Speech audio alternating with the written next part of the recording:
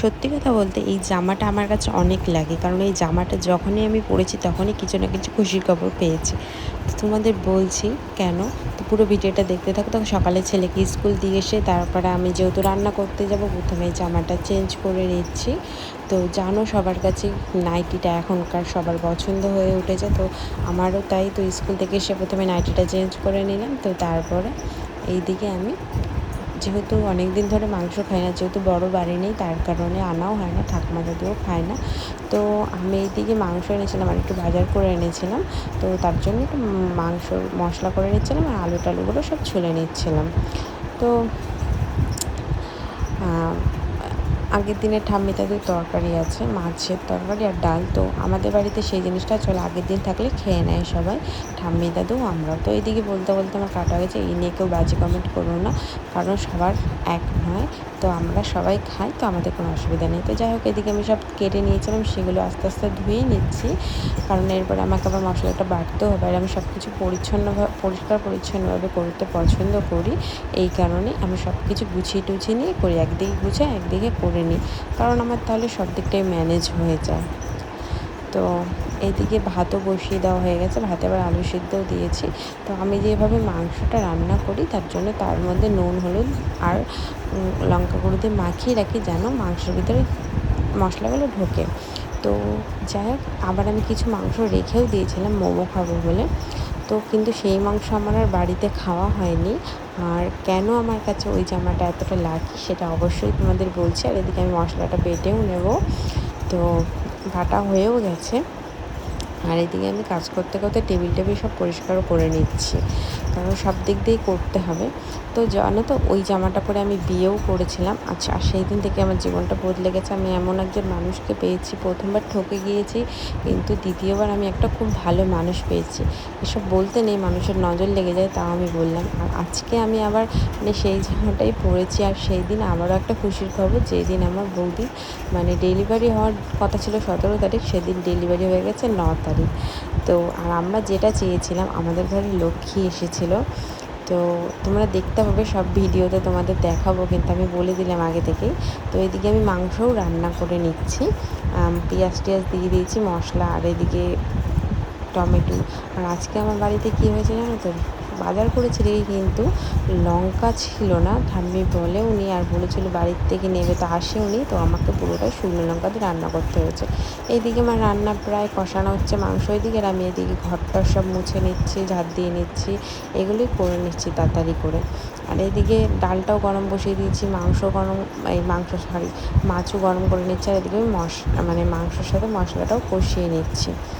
আর মাংস এনেছিলাম 500 গ্রামের মতো, তার থেকে 200 গ্রাম তুলেই রেখে দিয়েছি মোমো খাবো বলে, যেটা আমার খুবই পছন্দ, ছেলেরও খুব পছন্দ। কদিন ধরেই বায়না করছে, কিন্তু সেই মোমো খেয়েছি আমি প্রায় 10 দিন পর বাড়ি এসে। আর আমি এই কদিন ভিডিও দিতে পারিনি, তোমরাও জানো ভিডিও পাওনি। তো যাই হোক, এদিকে আমি আমার বাসন কটাও মেজে নিচ্ছিলাম। বাসন মাজার দিদি আছে, তারপরও আমার মনে হয় যতটা কমিয়ে দিতে পারি আমার কাছে ততটাই ভালো। আমি সবসময় একই কথা বলি, আমার ভালো লাগে না